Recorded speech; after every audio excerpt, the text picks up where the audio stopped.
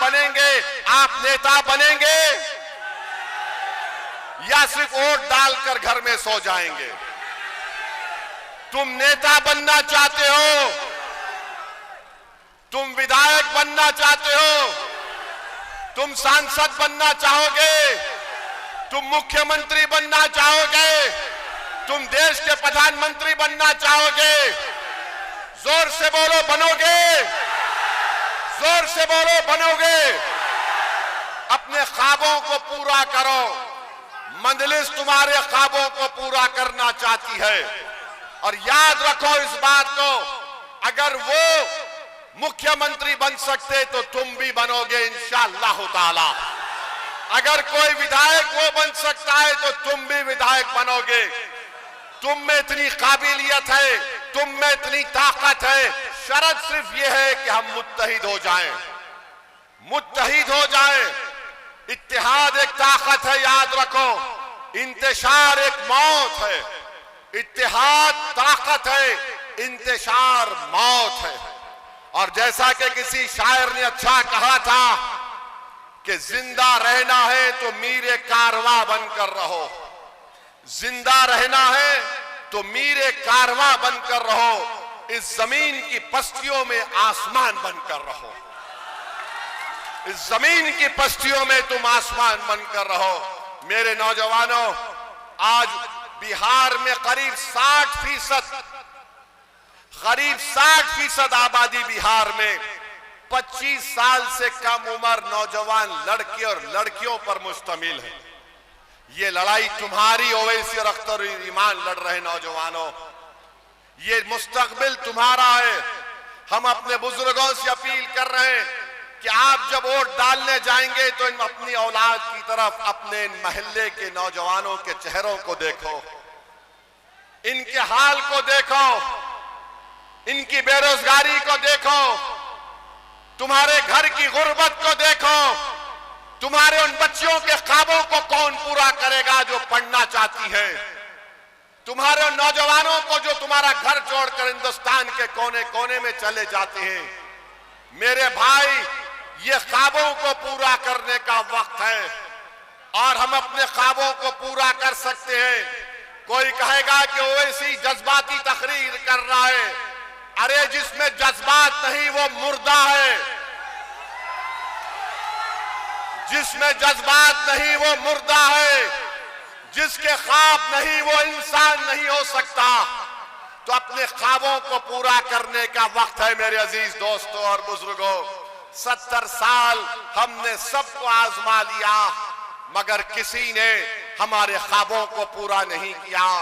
अरे हद तो ये हो गई कि एक नसीर शाह मर गया तो आज चुनाव आया तो तुम आकर मुझे गाली दोगे, मगर नसीर शाह की बेवा से मिलने कोई नहीं जाता। क्यों नहीं जाते? जाकर मिलना था, हिम्मत दिलाना था। अख्तरुल ईमान किशनगंज से निकलकर यहां तक आया। तो मेरे अजीज दोस्तों और बुजुर्गों, हम आपको बता रहे हैं कि आपके पास एक विकल्प है, एक मुतबादिल है। क्या आप मजलिस का साथ देंगे? देंगे? वोट डालेंगे? वोट डलवाएंगे? अपने माँ बाप को राजी करवाएंगे? खुद वोट डालेंगे? या फिर कोई आके तुम्हारे कान में बोले, ऐसा बोलेगा, अरे नहीं नहीं बी टीम,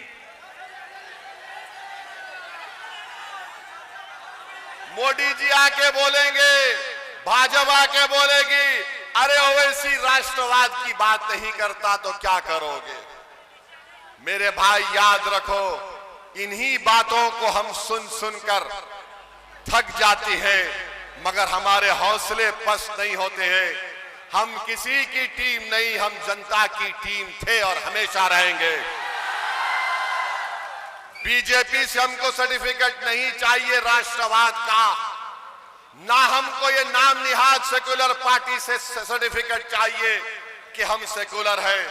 अरे हम सेक्युलर थे, है और रहेंगे। उनको बताना पड़ेगा जो बार बार बोलते MY समीकरण, MY समीकरण। अरे बताओ ये MY में क्या तुम मुख्यमंत्री बन गए, 15 साल तुम्हारे पास इख्तियार रहा, 20 साल नीतीश कुमार मुख्यमंत्री हैं। आज आपके पास एक सुनहरा मौका आया है कि आप अपने वोट का सही इस्तेमाल करें, भारत की जमहूरियत को मजबूत करिए, नाइंसाफी का खात्मा करिए, अपने मुकद्दर के फैसले खुद करिए और यही आपकी कामयाबी होगी। नौजवानों, जब तुम यहां से उठकर जाओगे, ये पैगाम लेकर जाओ कि आने वाला कल तुम्हारा है, ये लड़ाई तुम्हारे मुस्तकबिल की है और हम एक ताकतवर बिहार को देखना चाहते हैं जहां पर सब लोगों से इंसाफ होगा। समानता की बात सिर्फ लफ्जी जुमला नहीं होगी बल्कि उस पर अमल होगा, बराबरी की बात होगी, हिस्सेदारी की बात होगी, अब गुलामी की बात नहीं होगी।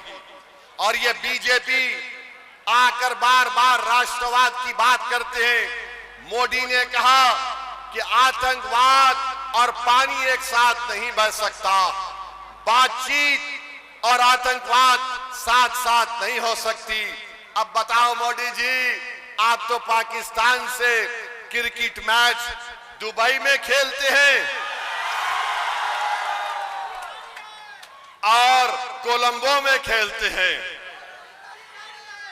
ओवैसी ने खड़े होकर पार्लियामेंट में कहा था कि पाकिस्तान से जब सब बंद है तो खेल भी बंद होना चाहिए। वो आतंकवाद पाकिस्तान से आकर पहलगाम में हमारे भारत के 26 लोगों को गोली मार दिए, इसलिए कि वो हिंदू थे, उनके सर पर गोली मारी। बताओ मोदी, बताओ नीतीश कुमार, ये देशभक्ति है कि जिस देश से आतंकवाद आते हैं आप उनसे क्रिकेट मैच खेलते हैं, उनसे क्रिकेट मैच खेलते हैं। आज ड्रामा करते हैं मोदी जी, 3-0 ऑपरेशन सिंदूर। अरे मोदी जी, सिंदूर का ऑपरेशन हमारी बहादुर फौज ने किया, हम उनको सलाम करते हैं। ये मामूली क्रिकेट मैच क्यों खेला जा रहा है?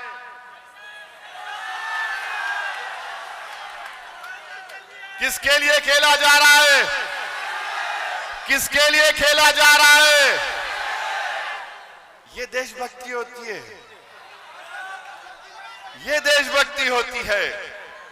नहीं नहीं, ये बाइलैटरल, मल्टीलैटरल, अरे भाड़ में जाए बाइलैटरल, मल्टीलैटरल।